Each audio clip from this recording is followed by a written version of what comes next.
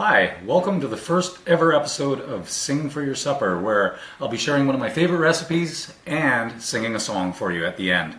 Today, sporting my Movember mustache, I'm going to be making bread and we'll be listening to some George Harrison. So stick around and learn how to make bread and enjoy some great music. Woohoo!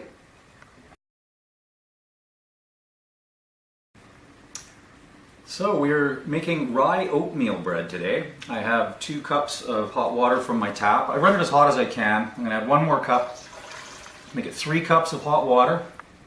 They say lukewarm in the recipe, but I find if you use hot water from your tap and get it as hot as you can, just sitting in the bowl for a little while cools it enough. And you want some heat to get the yeast activated.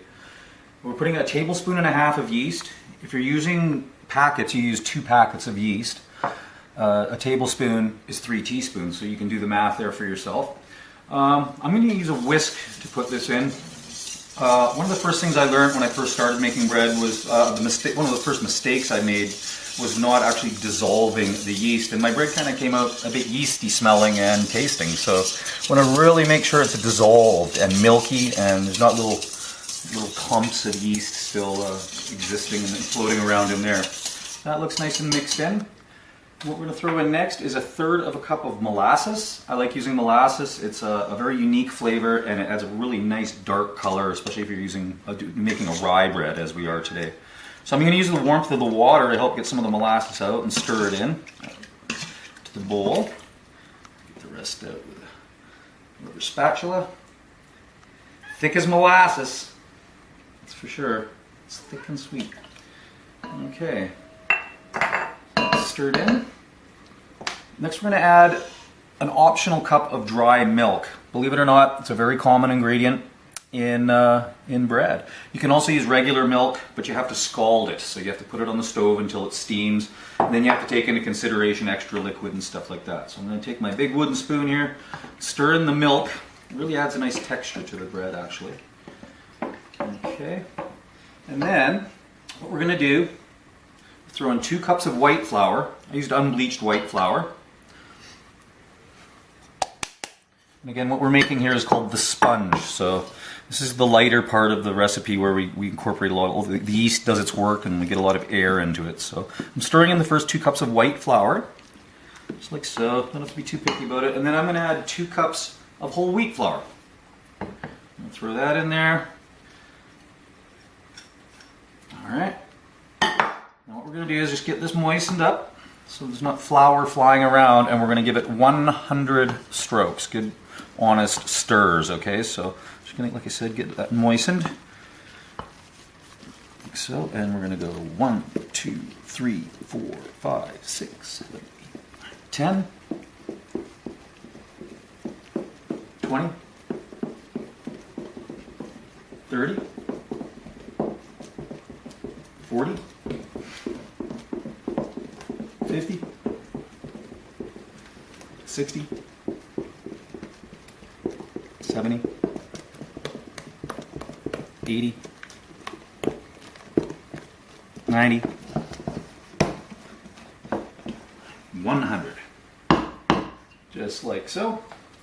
We're going to take our spatula and get the rest of the dough off of there. Get it in to the bowl.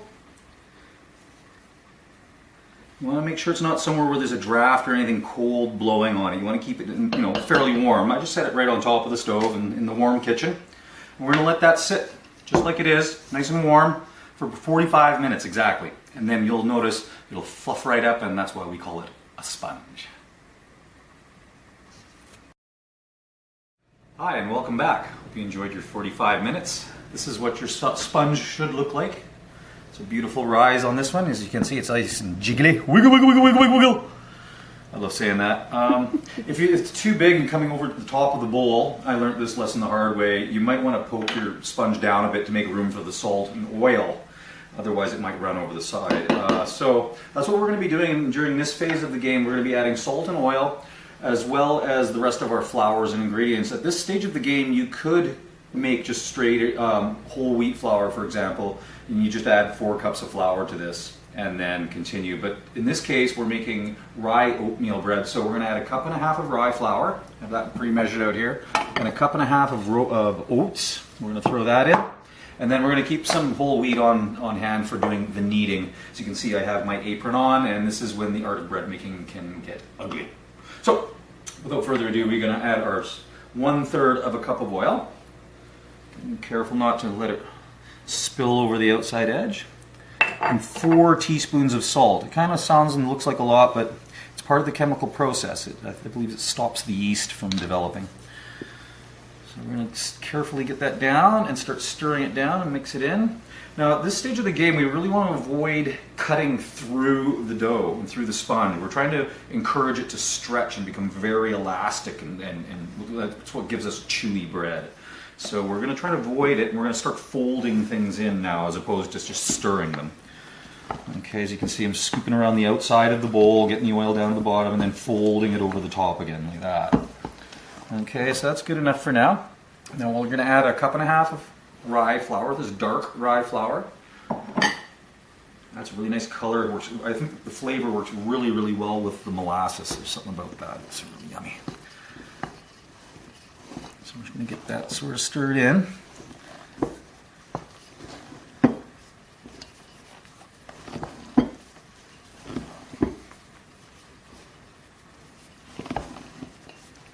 And we're going to add 1.5 cups of oatmeal, of oats.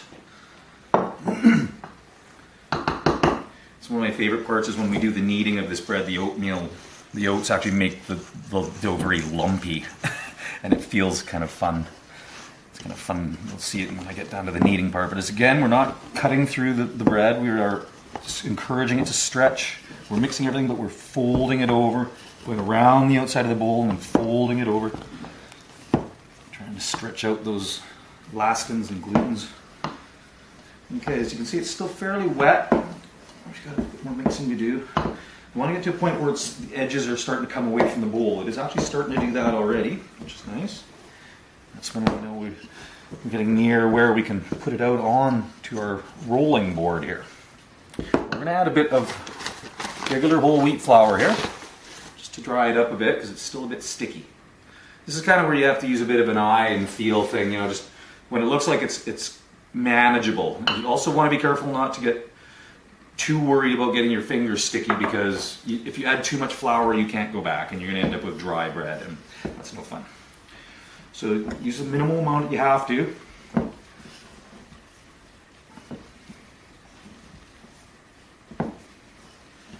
Okay, and stir it in, folding it in, stretching out the dough. Yeah, it's starting to pull away. You can see it pulling away from the bowl there. Get the dough out. Use my spatula here to clean my spoon off.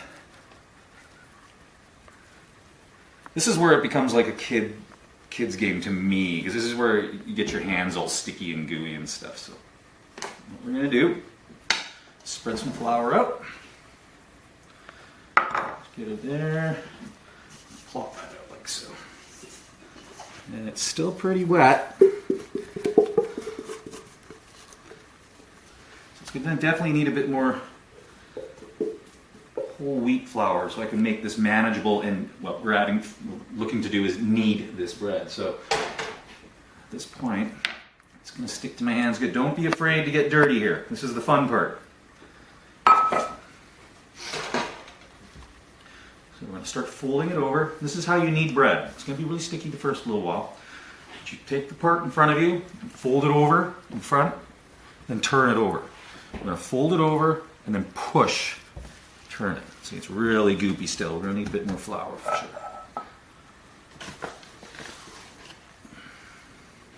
It's always a little bit different for some reason, you know, the weather or whatever, but sometimes you need more flour, sometimes you need less flour. Depends on the ingredients you're using. Bread's very versatile. Like in this case, we added dark rye flour and oats. As I said, you could just use whole wheat bread, whole wheat flour. You can start adding all sorts of fancy grains and seeds and stuff. And this is the stage you'd be doing it at, the one we just did. But now, what I'm going to do is continue this. It's starting to get a bit more manageable here. But as you can see, it's totally gooping up on my fingers. That's where it's like, it's like playing in the sandbox to me. It's like being a kid. It's fun. That's why I love doing this. It's a kid's play. So we're gonna keep doing this, keep rubbing it off our hands, get it off of there, add a bit more flour. Don't be afraid to get dirty. Roll off all that extra stuff back into the dough. Okay.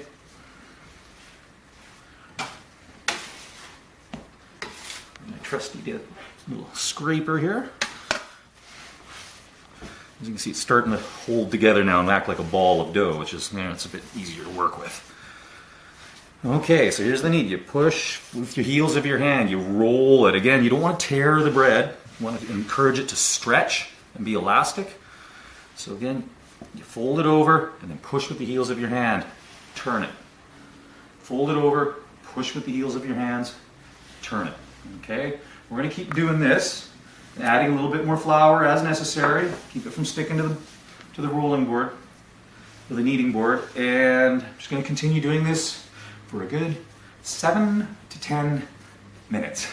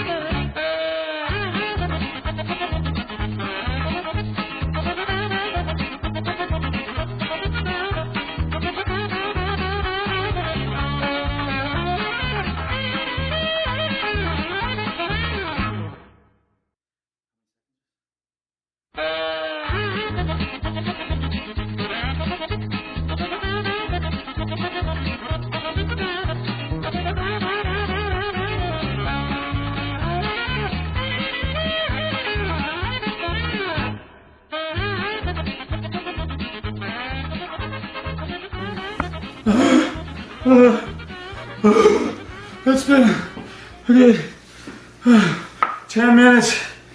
I tried not to sweat in it. I'm still adding a little bit of flour. Just kidding, it's not that hard. Yeah, you wanna work your bread good. It starts getting a nice feel to it. It starts, you don't want it all covered in flour. You want it looking a little bit wet when we get to this stage. And if you don't, you just want to keep working with the heels of your hands. As you can see, it's starting to get a beautiful color and a shininess almost to it. Excellent. So what we're going to do is just get this and roll that into a ball like so. It's got a lovely color to it. I love the effect of the molasses on that. What we're going to do is grab a little bit of cooking oil. I've been using grapeseed oil. It has a very, very little flavor that it adds compared to olive oil. We're going to put a drizzle in the bowl. Just make sure there's a little drizzle kind of getting around all parts of it there like that. I'm going to take our ball of dough. I'm going to call that the top and put it in first. Stick it in the pan and give it a good spinning around. I want to cover all of the dough in a nice, relatively generous layer of oil. Because that's right, it looks perfect just like that. Get it all wet. And there you can see we have the perfect dough ready to rise yet again, and this time we're going to rise it for a whole hour. So there's a lot you can do while you're making bread. You can do your laundry in between, you can do chores, you can run an errand if you have to. I, for one, am going to partake in a frosty cold beverage. We'll see you in 1 hour. Cheers.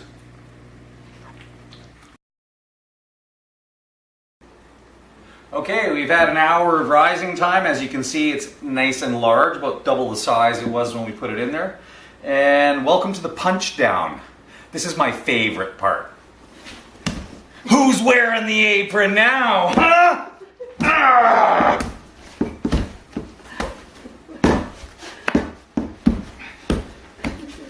You want it kind of like that. And then we're going to let it rise for another 50 minutes and we'll be right back. Alright, we've had a 50-minute rise of the bread dough. Again, it's about doubled in size. That's perfect. You can see where my fist marks are, but this looks perfect. So what we're going to do, just very lightly flour or clean work area here. Just to put a bit of flour on there. Don't need too much because we really don't want to add any more to this beautiful thing. Now this is really beautiful. Watch this. Take that out. There you have future 2 loaves of bread. Okay, so what we're going to do is going to just put this around. We're going to shape it around into a bowl. We're not going to actually knead it.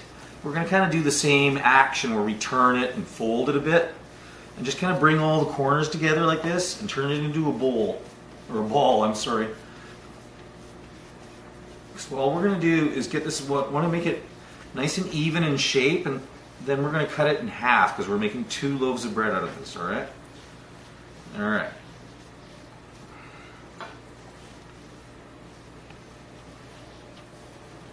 I always have a problem making them exactly the same size, but here we go. Like that. Okay, so we have 2 halves. Now, I'm going to take these, and again, not really kneading them, but we're going to gather the corners, and kind of pinch it together, create nice little balls of dough out of this. 1 for each loaf. Okay. Kind of get it all together, keep pinching it together, bring it around. Don't spend too much time. There we go. We'll do the same to the other.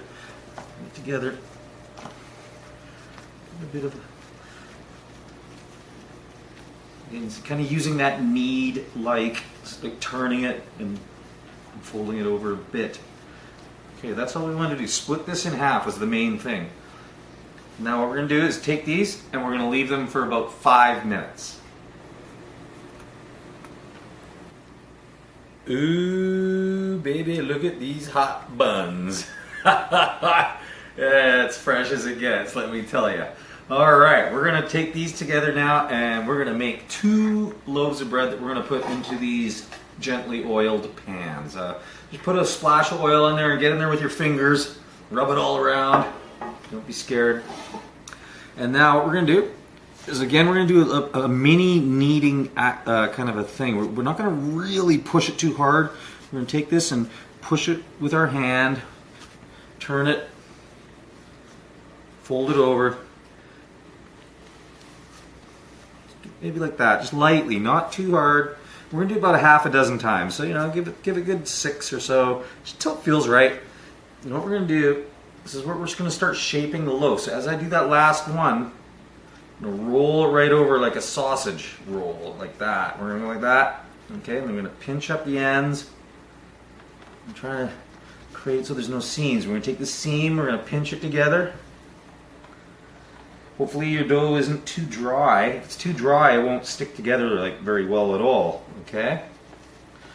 Because you add too much flour to it, then again, that's a learning lesson.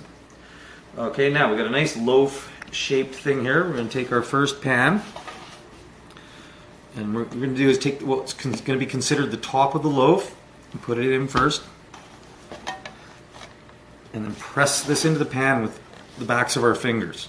Okay, we're going to spread it out into the corners, just like so, and try and distribute it evenly, okay?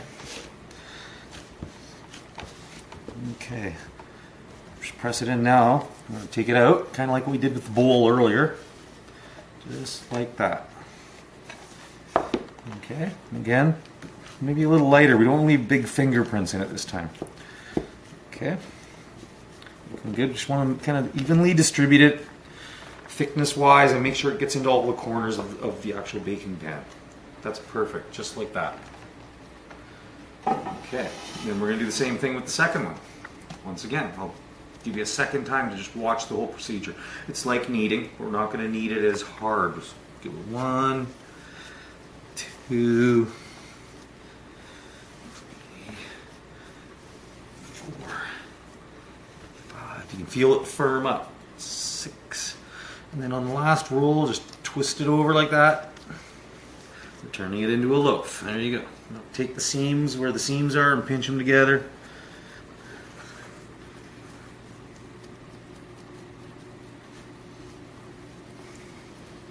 Liz doing a fantastic job of camera work here, zooming in on the important stuff. Thank you, Liz. Anytime. Okay. It's a lovely loaf. It's a lovely loaf. Thank you for saying so. Again, we're going to take the top end. It's going to be the top end. Flip it into our oiled pan. Use the backs of our fingers. Press it down.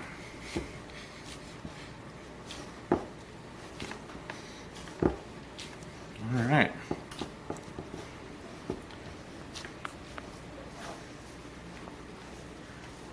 Take it out of the pan.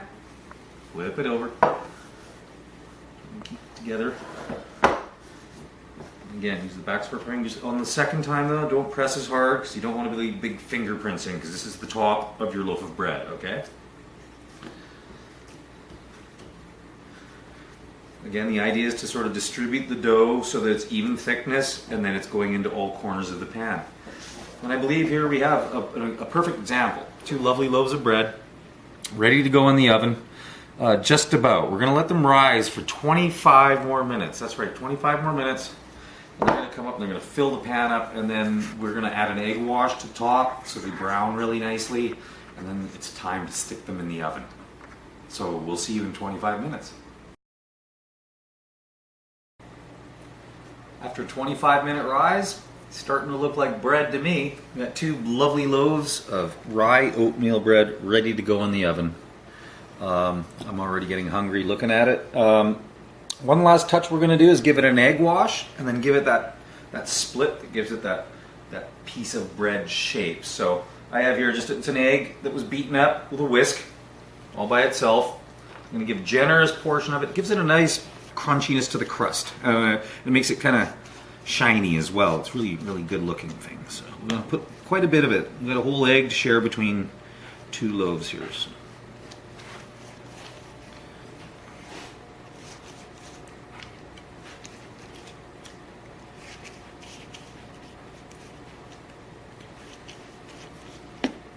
This is my favorite part because we're getting very close to eating it. It's been a long day of bread making. I have my oven preheated to 325 degrees. You're supposed to bake it at 350 for 1 hour. Every oven is different, so check your oven, test your oven, try different things. I put mine at 325, and then I keep an eye on it from about after 45 minutes on. So you want to just kind of keep your eyes peeled, not burn your bread, basically. So it depends on your oven totally. Well, your oven runs hot. We have a very hot oven. Okay, that's good. Take our biggest, sharpest knife we got, and I'm going to create that classic bread slice. Don't want to go too deep. Maybe go about, I don't know, half an inch. Just like that. One more time.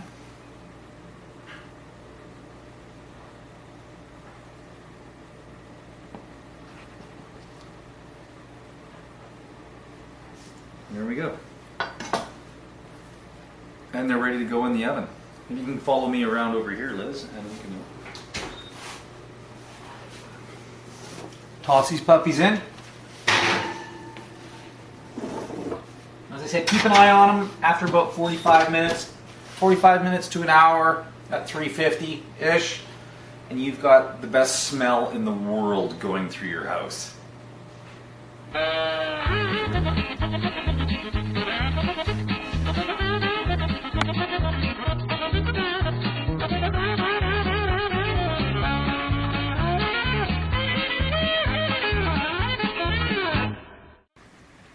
Nothing, and I mean nothing, compares to the smell of fresh bread baking in your oven on a windy fall afternoon. So here we are. The bread's ready. It's in the oven.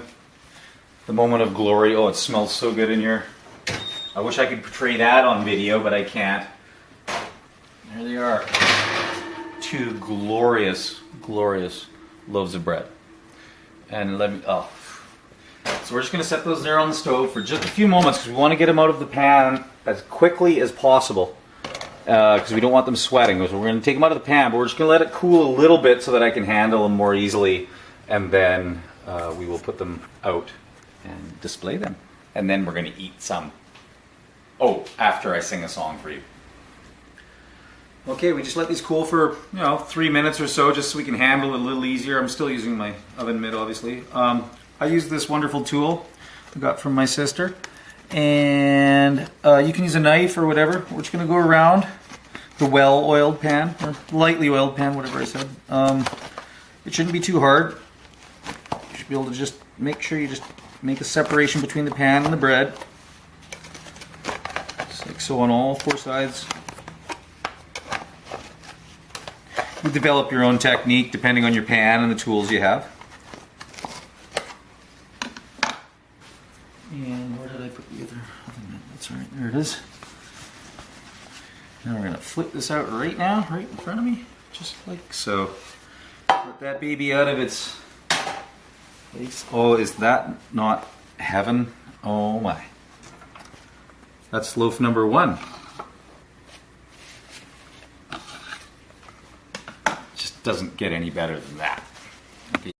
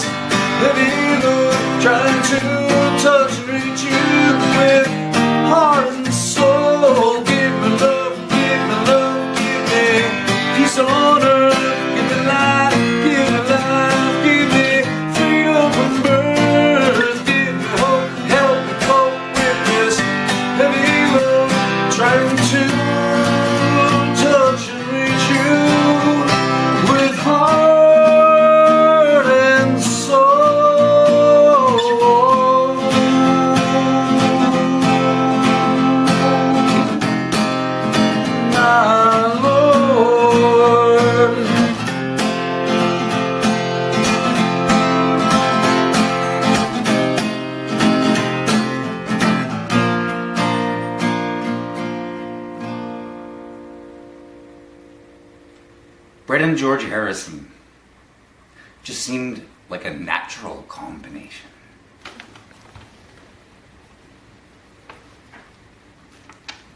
Mmm.